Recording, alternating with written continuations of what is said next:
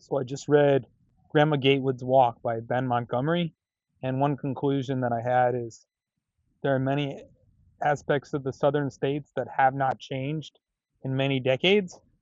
So Grandma Gatewood, she was the first female to hike the Appalachian Trail.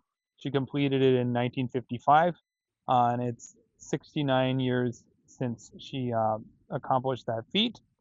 I wanted to show a few parallels, and I want you to see how the attitude and mentality of the southern states 70 years ago sounds very similar to the attitude and mentality of the southern states today. Page 7.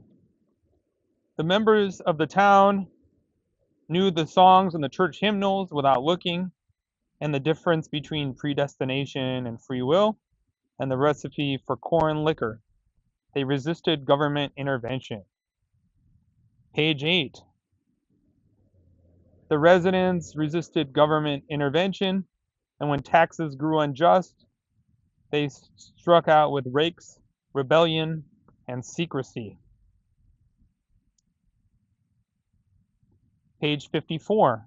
And this makes me think of how some residents were skeptical recently to receive aid from FEMA. Now, this is a quote from the 1950s in Grandma Gatewood's Walk by Ben Montgomery. When Emma visited this man's house, she thought he was a government agency who had come to spy on them.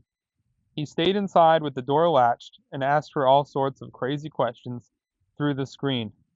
She tried to explain who she was and what she was doing, but the man was still suspicious. Another parallel that I noticed about the Trump administration and its parallelisms to the 1950s. The president had ordered chiefs of government bureaus to fire employees whose loyalty was in reasonable doubt, and congressional committees were set up to determine the extent of communist influence in the government bureaucracies. What is sad, depressing, unfortunate is that so little has changed in the mentality of conservatives in the right wing and the mentality of Southerners since the 1950s. And again, it's been more than 70 years, and many of these ignorant mentalities persist.